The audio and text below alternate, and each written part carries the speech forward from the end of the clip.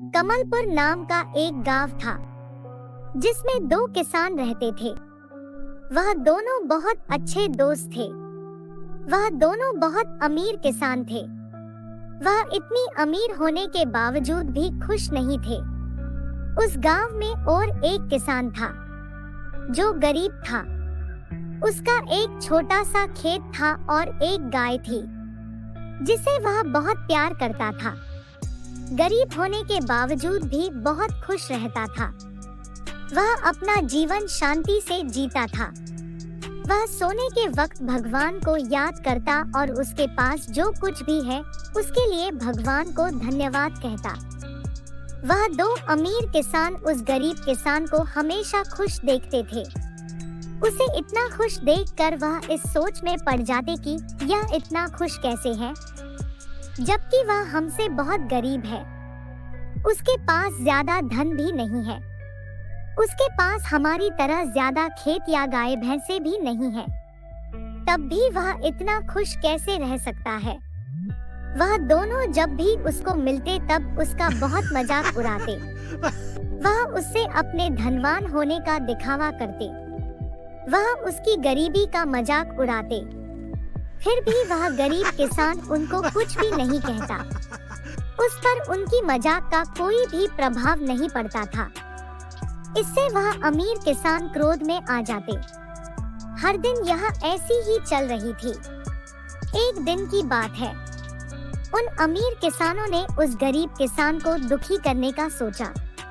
उन्होंने उस गरीब किसान के पास जाकर कहा कि हमें तुम्हारी गाय दे दो, उसके बदले हम तुम्हें 100 चांदी के सिक्के देंगे, जो तुम्हारे गाय के लिए पर्याप्त है। उस किसान ने गाय बेचने के लिए मना कर दिया, क्योंकि वह अपनी गाय से बहुत प्यार करता था। इसलिए वह किसी भी कीमत पर अपनी गाय को बेचना नहीं चाहता था। ये बात अमीर किसानों को पसंद नहीं आया। उन्होंने बदला लेने की ठानी ली। वह रात को उस गरीब किसान के खेत में गए और सारी फसल जला दी, जिससे वह गरीब किसान के पास धन की कमी हो जाए और वह अपनी गाय बेचने पर मजबूर हो जाए। जब वह गरीब किसान सुबह उठा और अपने खेत में गया तो वह अपनी खेत की ऐसी दशा देखकर दुख के कारण रोने लगा। वह बहुत उदास हो गया। उसके पास अब धन की कमी हो गई थी। अब उसके पास इतना भी धन नहीं था कि वह अपनी गाय कुछ खिला सके। बिना खाना खाए गाय मर जाती। इससे अच्छा है कि गाय को बेच दे। इसीलिए उसने अपनी गाय को बेचने का तय किया।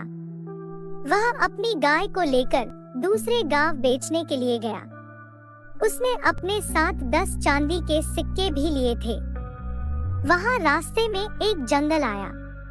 उसने सोचा कि अगर किसी ने मुझको हमला कर दिया तो मेरे सारी चांदी के सिक्के वह लेकर चला जाएगा। इसलिए उसने चांदी के सिक्के की पोटली गाय के गले में बंदी घंटी में बांधकर छिपा दिए। थोड़ी देर मुसाफरी करने के बाद वह थक गया। इसीलिए उसने एक सराय में आराम करने का सोचा। उसने अपनी गाय को सराय के बाहर बांध दिया। वह बांधकर सराय में चला गया। उस गाय की पोटली में से एक चांदी का सिक्का गिर गया, जिसे उस सराय के मालिक ने देख लिया। उसको लगा कि यह एक जादुई गाय है, जिसमें से चांदी के सिक्के निकलते हैं। यह चांदी का सिक्का भी उसी गाय से निकला है। जब वह गरीब किसान आराम कर सराय में से बाहर निकला, तब उस सराय के मालिक ने उसे पूछा, आप कहाँ जा रहे हो? मैं अपनी गाय को बेचने के लिए दूसरे गांव जा रहा हूँ। ये बात सुनकर वह सराय का मालिक खुश हो गया। अब आपको दूसरे गांव जाने की जरूरत नहीं है। मैं आपकी गाय को खरीद लूंगा।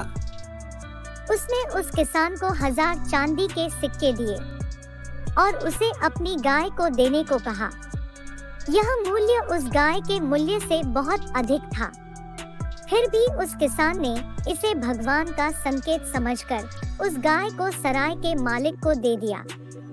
अब वह किसान खुश होकर अपने गांव वापस चला आया।